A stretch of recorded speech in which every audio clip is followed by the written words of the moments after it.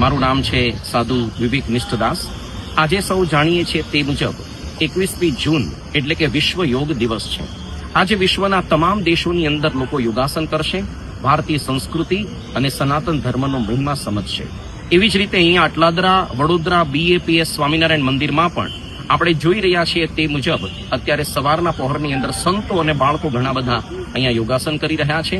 આ જે પ્રવર્તન કરવામાં આવ્યું હતું એ આપણા ગુજરાતની અંદર નવસારીમાં પૂર્ણા નદીના તટે જેમનો આશ્રમ હતો એ હતા મહર્ષિ પતંજલિ, જેમણે યોગ સૂત્ર ગ્રંથની અંદર આપણને અષ્ટાંગ યોગની વિભાવના આપી. યમ, નિયમ, આસન, પ્રાણાયામ, પ્રત્યાહાર, ધારણા, ધ્યાન અને સમાધિ.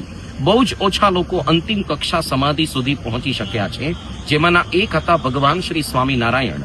એ ન કેવળ પોતે સમાધિમાં જઈ શકતા, પણ પોતાની સહજ દ્રષ્ટિથી, સંકલ્પથી અનેક લોકોને સમાધિમાં લઈ જઈ શકતા હતા.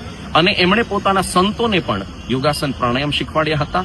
તેવી જ રીતે પ્રમુખ સ્વામી મહંત સ્વામી મહારાજ પણ પોતાના જીવનમાં યોગાસન કરતા. આજે BAPSના તમામ સંતો અને હરિભક્તો પ્રાતઃ પૂજા જે કરીએ છીએ તેમાં ભગવાનની ધ્યાન માનસી પણ કરીએ છીએ. તે પૂર્વે કે પછી આપણે પ્રાણાયામ પણ કરીએ છીએ અને સાષ્ટાંગ દંડવત પ્રણામ જે આપણે મંદિરમાં કે પૂજામાં કરીએ છીએ તે પણ એક પ્રકારનો સૂર્ય નમસ્કાર જ છે. એવી રીતે સહજ આપણા જીવનની અંદર યોગાસન વણાયેલા છે.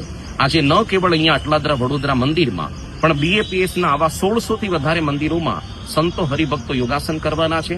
તો આપણે પણ આની અંદર યોગાસનની અંદર જોડાઈએ, યોગાસન પ્રાણાયામને આપણા જીવનનો અંગ બનાવીને આપણે તને મને ધને સુખી થઈએ અને શરીર, આત્મા અને મનથી આપણે તંદુરસ્ત થઈએ. ભગવાનની અંદર વિશેષ આપણું જોડાણ થાય તેવી ભગવાનના ચરણોમાં પ્રાર્થના.